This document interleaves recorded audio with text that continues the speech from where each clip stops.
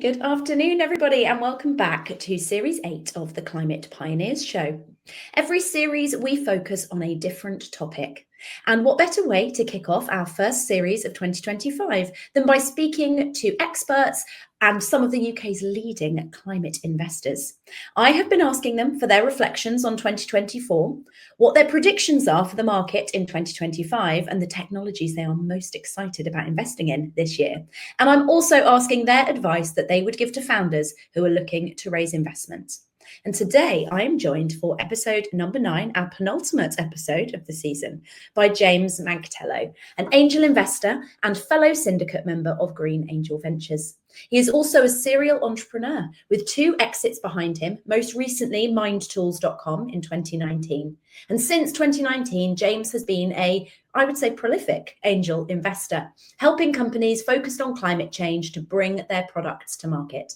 Throughout that time, he's invested in, I think, probably well over 20 startups and has operated as a non-exec director, coach and mentor for many of those, giving him both an investor and operator perspective that I'm keen to hear about today.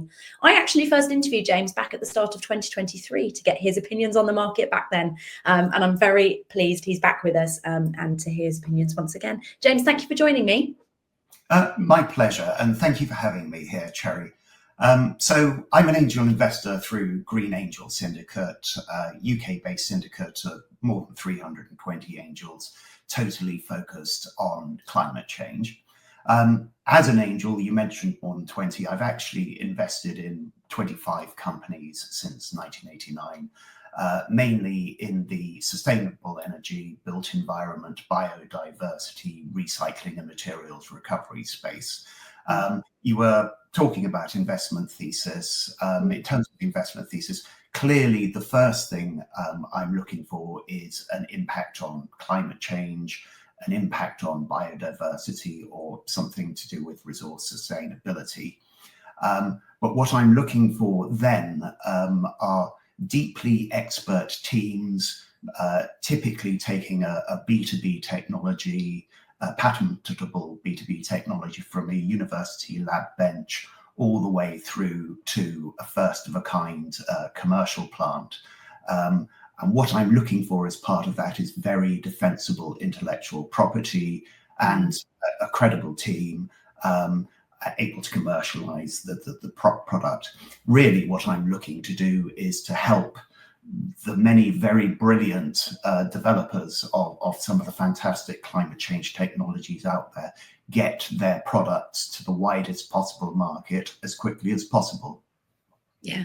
Fantastic. Lovely. And as you said there, investing actively since 1989. So, I'm sure you've seen this market through its various peaks and troughs, from the sort of bubble of clean tech 1.0 to the heady heights of 2021 into 2022, where climate tech was really booming.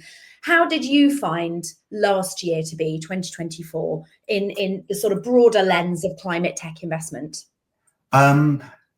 It was, as you say, we remember 2020, 2021, everything bright and sort of shiny and frothy.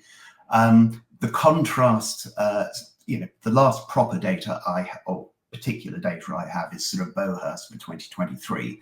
And that was looking at an 18.8 billion 2021 figure, declining to 6.5 billion in 2023. More recent data sort of shows possibly slightly better the first part of last year, but pretty grim, I think, in the second part. So very slow, sort of difficult time. And I think everybody's experienced that. Yeah, absolutely. I think on the recruitment side, because that's often quite a good bellwether, if companies are feeling at all reticent about the market, the first thing they'll do is not hire, right, and batten down the hatches. We definitely found this last year to be the same. First half, very buoyant. Second half, hardly any movement at all. Yeah. And out of the companies that are in your own personal portfolio and your own investments, are there any that you saw that were outliers last year and performed particularly well despite those conditions? I mean, there have been some really good ones. Particularly last year, I was very focused in on difficult to do recycling. But some of the other sectors, in terms of portfolio performance from some of the earlier investments, there have been some really good ones coming through. Companies like Beam now, which we used to be called Rovco in underwater imaging and mapping, fabulous stuff there. QLM in methane imaging, again, really good. Airex in domestic heat management, Picklow in terms of connection of flexibility resources to the national grid, Qflow in sustainable materials going through onto construction sites. They've all been doing really good, and it's really well, and it's been just a pleasure to see that. Yeah, oh, that's a fantastic roster in that portfolio. Recognise many of those names that I've seen myself to be doing very well. And a few of those, as you pointed out, in the construction space. I mean, a coincidence, you think, that they all seemed to have quite a good year and a number of them were in that space? Or what common themes, I suppose, are there amongst those companies that you think pushed them on last year? Well, I mean, there are themes certainly in the imaging markets. I think it's just common themes. I'm not particularly sure there are common themes. Right. Yeah, I don't see particular patterns in terms of that. No, fair enough. Fair enough. We always want there to be a pattern, don't we, to explain it and therefore help us replicate. But often there isn't. No, fair enough. And what are you feeling for 2025? I mean, I appreciate it's still very early days and we'd all love a crystal ball, right? But how are you feeling about the market so far this year? And what are your thoughts about what the environment is like for businesses looking to fundraise and grow this year? Well, we clearly have the context of the US and Donald Trump and a lot of the action that's going on there. And that turns the US from a very off climate change environment to then Joe Biden very on in terms of climate change. And now we have Donald Trump back in again, and he's very much attacking Biden's Inflation Reduction Act. That's obviously a concern, but we've had quite a good background and support in the UK, even with the sort of slight wobbles in the back end of the last government. And that, I think, makes the UK a particularly good area for climate investment. So where do I see that in terms of where things are going? I sort of see investment levels similar to 2024, probably, certainly for the first part of the year. But I'm sort of expecting there to be a sugar rush from Trump coming through into the terms of general UK investment, and that may filter through to climate here. So maybe things are getting better. Okay, so broadly optimistic for UK climate then for this year? Maybe. I think there's a lot of volatility and a lot of uncertainty, much more than normal. But that's my best guess for where things are. Yeah.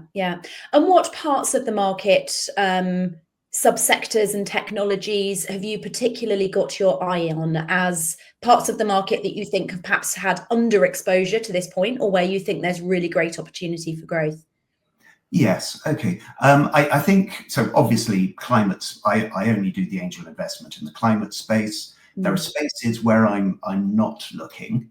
So e-mobility and renewable energy. There are a lot of very big players, very well established already in the market. So I have some investments in that place. They're good companies and they're doing well, and I want to support them. But I'm not looking for much more there.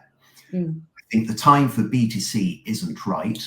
Consumers are really suffering at the moment, and I don't think there's much space for new, innovative stuff going on there. There's a lot of fabulous machine learning, deep learning, but I think what we're seeing there is it's quite an established area. There are good frameworks, there are good technologies, but there are very, very many people able to use those technologies. So it's quite hard to make a differentiator there unless you've got a good data set. Places I still like built environment. There's some good technologies there. I particularly like biodiversity, biotech. The UK has got some fantastic researchers in that space. And I particularly like the sort of speciality recycling, materials recovery. And again, You think of the quality of research coming through from UK universities, and it's brilliant to be able to help those people make a success of those technologies. Yeah, absolutely. Okay, fantastic. And how, as an angel investor, I mentioned there, you and I are both members of Green Angel. And I know you're a very active member of Green Angel Syndicate. Where else do you as an angel investor, how else do you hear about great companies to invest in? Where does deal flow tend to come to you from?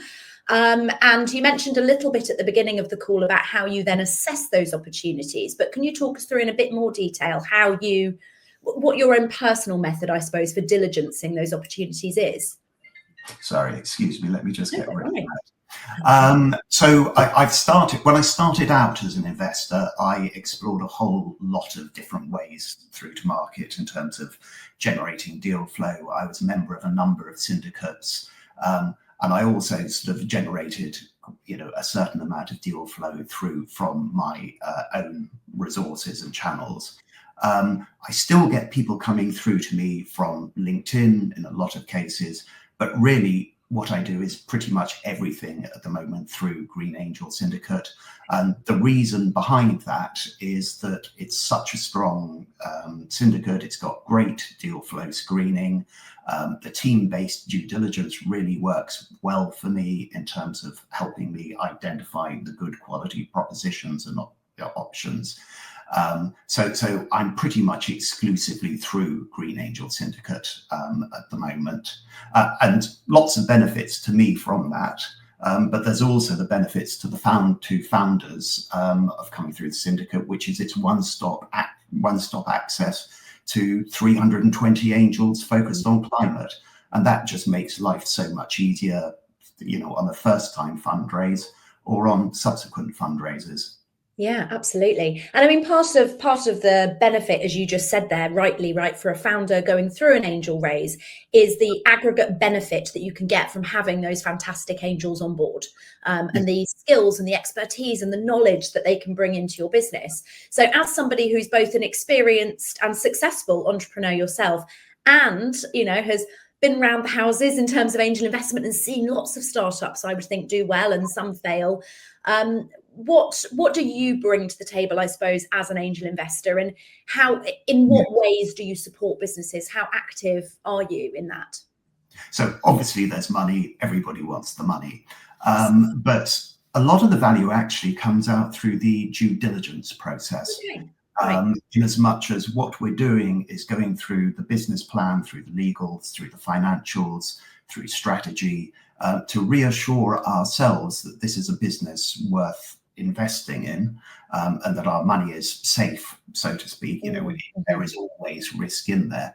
There's a lot of challenging and a lot of probing, and I certainly like to think that helps entrepreneurs properly think through their business, helps them think through the strategy, identify resources. And I hope as people who are experienced in our own right in the market, we can make suggestions and comments that help to improve help to make things better, increase the chance of success. Of course, there are things like being able to contribute to board processes. There are things like mentoring. But I think in my experience, entrepreneurs, founders receive so many offers of mentoring. Well, it is where it is and people only have so much time. But I think the value comes through the due diligence process. Yeah, interesting. Yes. And like you said, being able to spot where the risks are, where they're exposed, where the gaps are before the money even is transferred. Yeah. And with that, this sort of, 25 plus investments under your belt, whilst I imagine some of those have gone very well, I would imagine, knowing the world of early stage investment, there are a number that didn't. Yes. I asked you earlier for common themes, and I don't know if you'll be able to identify any on this side, but what I suppose, what have you learned from the investments that didn't go well? What key themes have you seen in organizations that didn't succeed? Well, so we had all of the froth of 2020 and 2021, and a lot of the stuff, there was a lot around there which just hasn't sort of survived. So of my 25 investments, there have been 3 which have gone down, Okay. which actually isn't at all bad, because these are risk businesses and it's what you expect. I think B2C has been really, really tough. Because B2C businesses, a lot of it relies on scale, and the advertising model doesn't work anything like as well in 2025 as it did in 2020. Various changes to cookies and things like that just means it's much harder to reach an audience. So I would say it's BTC which is toughest. Interestingly, I was at, did you go to the HEAT conference at the end of last year? I didn't. You didn't know. So there they had a speaker. I can't remember who he was, but he was a social scientist, and it was absolutely fantastic, fascinating. He was talking about they had surveyed, the British public as to their top concerns, their top existential concerns, the things they felt they were most at threat from. And climate change actually didn't even make it into the top 5 for the majority of people. The cost of living crisis has been particularly catastrophic. But, it is the thing. The world is still getting hotter. Yes. Yeah. It doesn't stop. We're still getting the hurricanes and the wildfires and all of these things. So, the focus has to come back. Yes. And I think it will, but you're right. Perhaps the world isn't, the B2C world isn't quite ready for it yet. Yeah, no, fair enough. And what advice would you give to founders that are looking to raise their first round, their first angel round, in terms to be ready to come to a syndicate like Green Angel? What generally is the base level expectation? And what should founders be, what should they be getting in place in order to have their ducks in a row prior to reaching out? It needs to be, everything needs to be properly thought through and properly researched, properly planned, good financial models, properly thought through competitive analysis. What is the market opportunity? I think so Green Angel Syndicate sort of operates at one area, and there are incubators which sort of can prepare people very well for that. So that's a good sort of thing.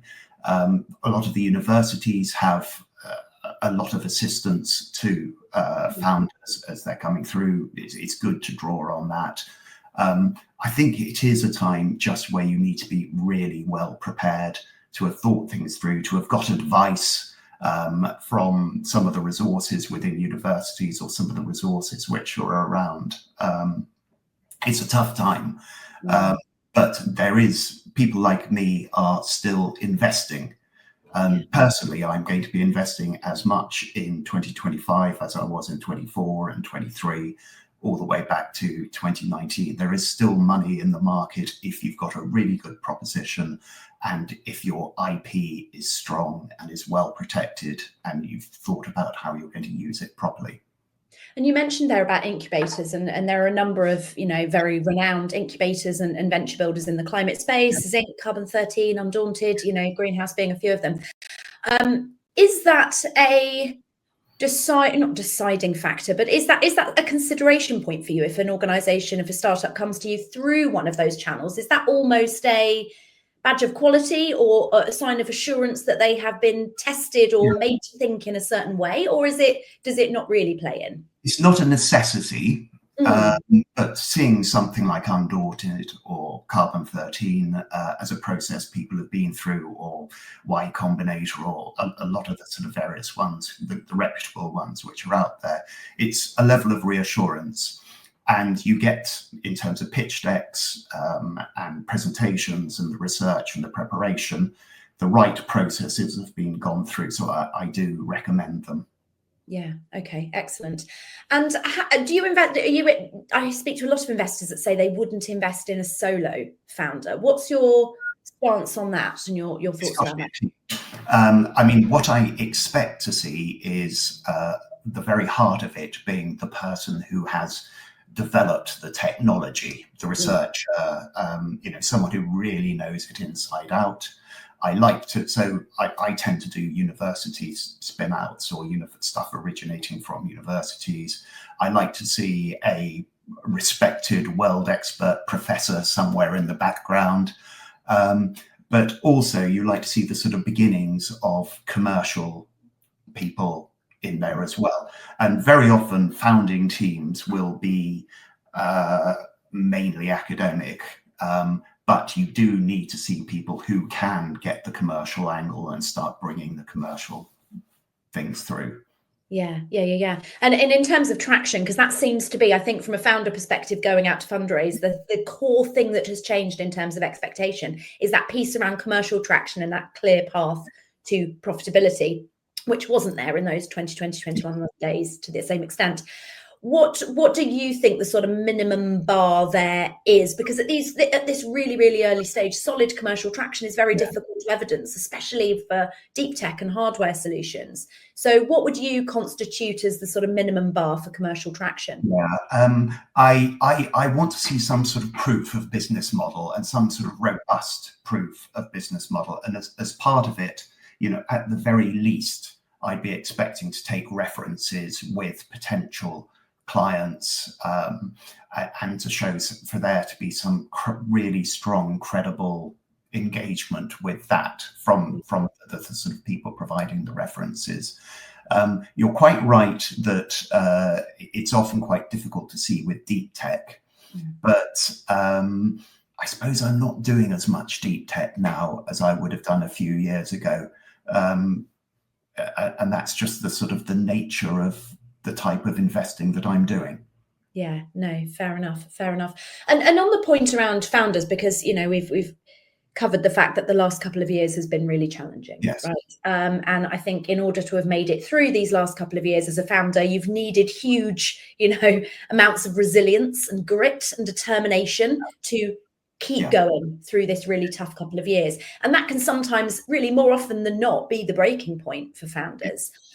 So how much in terms of resilience can you determine through the due diligence process, and how much is that something you test for? I think it's something you just make a judgment from of people as you go through it. It has been really tough period, and we've seen that, and we've seen both of us have seen what it's done to founders. I think the important thing though is we are going through a tough time, but we will come out of it. And it's the founders who just stick with it, who are resilient, who are going to come out, and then there will be real success. It may take longer than we want it to happen, but we just need to stick with it. Yes. And we'll then see that the survivors go through for real growth when the time's right. Yeah, it's just a matter of digging in, keeping a focus on costs, keeping a focus on project management, just keeping on doing the basic stuff until the market turns. Yeah, absolutely. Agree. The sun will shine again. They say. Fab. Well, James, thank you so much for sharing those insights with us. If people want to either get in touch, are you happy for people to contact you directly, or would you rather they came through Green Angel? And for either angle, how do they get in touch? To be honest, if people approach me directly, I just refer them to Green Angel. Right. So yes, best just go straight through the website. It's a good process. It's a great team, and hopefully it's a good experience for founders to go through it.